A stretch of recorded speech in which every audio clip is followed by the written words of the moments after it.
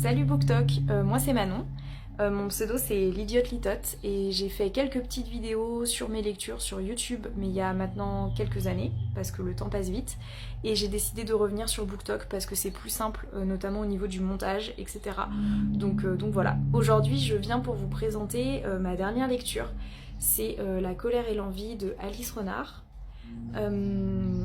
C'est une lecture que je voulais faire depuis longtemps. Je l'ai trouvé en format poche en librairie la semaine dernière, donc je pense qu'il est sorti en format poche très récemment.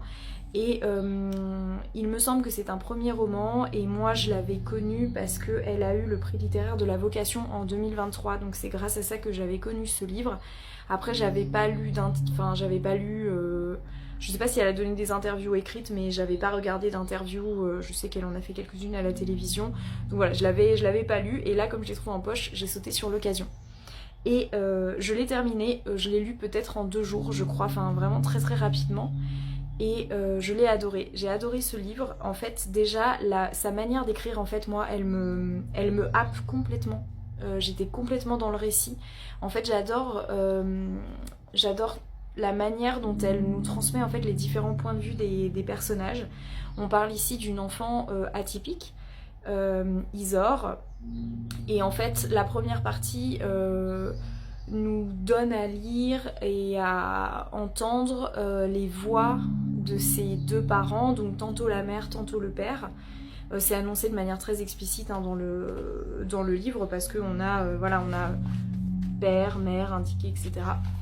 Et on a les voix de ces 2 parents et leurs réflexions en fait sur le développement atypique de leur enfant, sur la personnalité atypique d'Isor, et j'ai trouvé ça très touchant, très poignant, très intéressant aussi. C'est-à-dire que moi, je trouve qu'il y avait un côté vraiment très romanesque en fait à lire le quotidien de ses parents sur le développement de cet enfant. J'ai trouvé que c'était vraiment, je sais pas comment dire, envoûtant, c'était hyper intéressant. Ouais, et je trouve qu'on tombe pas dans l'écueil justement de mettre un nom, enfin c'est-à-dire de mettre un... En fait on n'a pas ce truc de se dire mais est-ce que ce développement particulier porte un nom. En fait on tombe pas dans l'écueil de vouloir absolument poser un diagnostic, et je pense que c'est exactement ce qu'elle ne voulait pas faire. C'est-à-dire faire un livre où en fait on aboutit à la fin à un diagnostic et où en fait on peut mettre un nom précis sur un trouble particulier ou quoi que ce soit, un trouble ou une condition particulière. Pas du tout.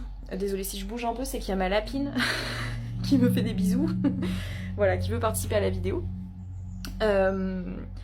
Et elle tombe pas dans cet écueil justement parce qu'en fait finalement c'est pas ça le plus important. Le plus important c'est d'assister, de voir cet enfant un peu éclore et naître au monde, c'est-à-dire pas naître dans le sens physiologique, mais vraiment devenir un individu en fait dans le monde, dans le quotidien de sa famille, etc.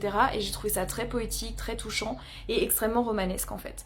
Parce qu'on n'est pas là pour lire un témoignage, et on est là pour lire un roman, et ça c'était extrêmement bien réussi. Et après j'ai bien aimé aussi tout l'aspect pour le coup dont moi j'avais entendu parler avant de lire le livre, qui était la relation avec ce vieux monsieur, etc. J'ai été un peu dérangée par quelques allusions sur notamment le lien, parce que pour moi en fait le lien entre Isor, qui donc a 13 ans au début, avec ce monsieur plus âgé, pour moi c'était un lien d'amitié automatiquement, et en interview après j'ai entendu parler, notamment l'autrice employer le terme d'amour. Alors je sais que l'amour c'est une pluralité, c'est un éventail de sentiments possibles, etc. Mais moi je l'ai pas du tout entendu comme de l'amour dans le sens de l'amour au sens entre 2 individus qui s'aiment au sens romantique du terme en fait, pas du tout. Mais il y a parfois quelques allusions dans le livre qui m'ont parfois un peu dérangée. Par exemple ce monsieur qui à un moment donné elle écrit qu'il aurait aimé finalement être adolescent pour pouvoir être adolescent en même temps qu'Isor et pouvoir vivre éventuellement tout ce qu'ils auraient à vivre. Et j'ai un peu tiqué, et en même temps il pourrait très bien vouloir être adolescent pour être ami, voilà, est-ce que c'est vraiment important?